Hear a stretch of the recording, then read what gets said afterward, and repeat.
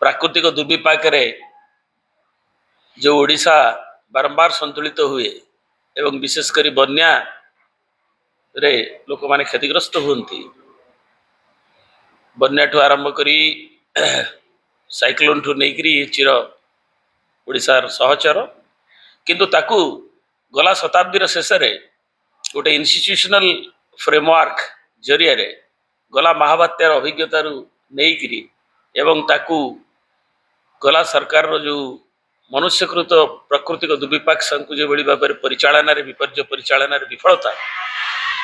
से जनमानस को क्रोधित कर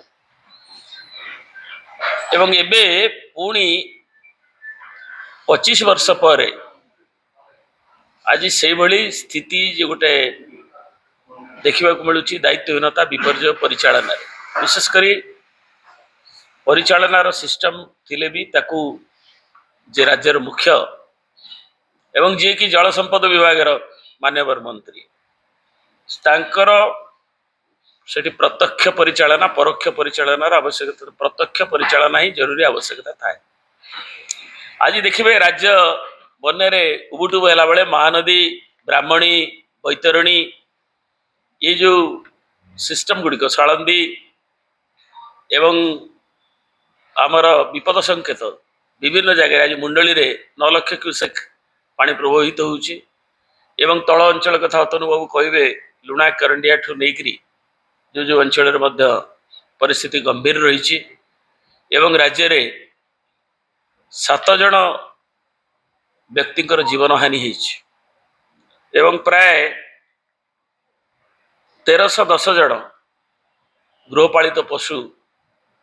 से माने मृत्युवरण करिसेंती। एभली संगीन अवस्था एवं हजार हजार हेक्टर जमी आज जलमग्न होइची एवं भित्तिभूमि धूलिसात होइची। वर्तमान संबलपुर एवं सोनपुर सद्यतम स्थिति होउची से आपण मीडिया जरिया जा प्रकाशित होउची कट ऑफ होइची से पोल ऊपर पानी प्रवाहित होउची। तेणु एभली एक स्थिति रे जतबले गंभीर स्थिति अछि एवं जहाँकि 28 तारिख रु विशेष करी आहुरी तार व्यापक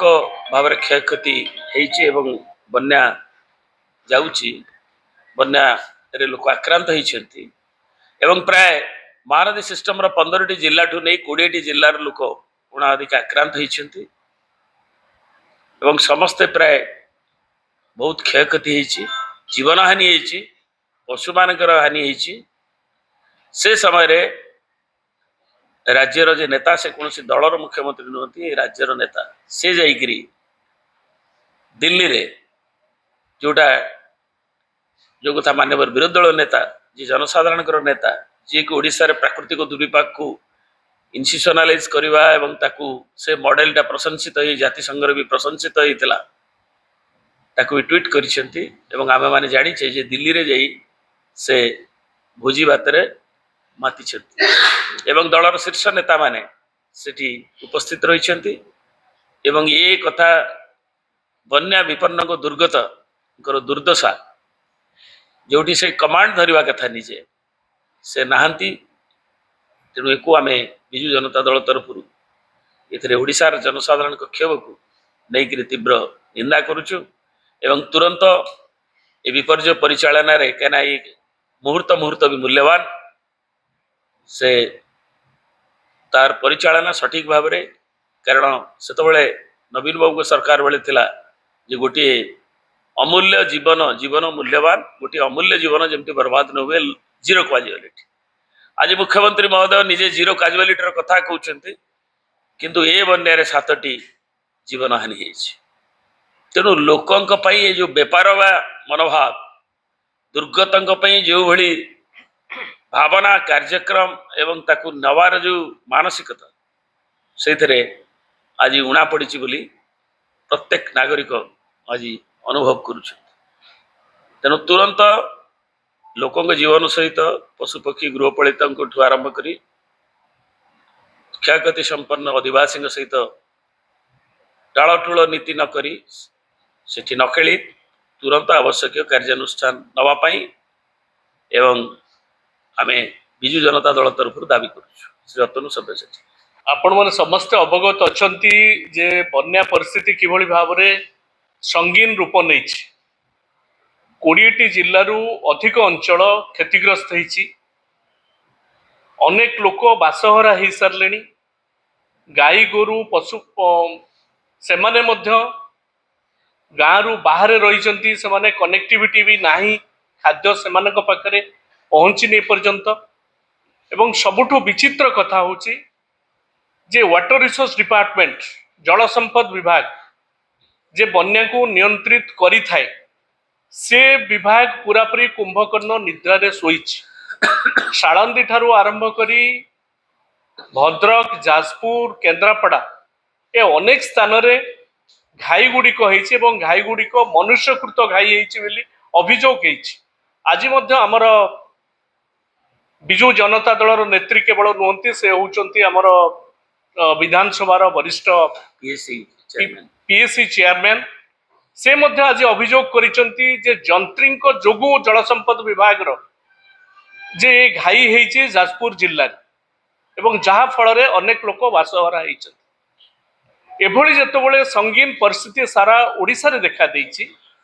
बन्या रे उबुटुबु होउचंती साधारण जनता जेतबेले आतंकित होई पड़िचंती से समय रे सबुठु दुख एवं आश्चर्यर कथा जे लोकंक नेता बोलौथिबा लोकंक सरकार रो मुखिया मान्यवर मुख्यमंत्री लोक जे कि जल संपद विभाग रा दायित्व रे अछंती मान्यवर मुख्यमंत्री को विमान उड़िला लोकंक नेता दिल्ली की दिल्ली रे कोन करूचंती प्रथम दिन जने सांसदंक घरे भोजी हैला से भोजी रे को माने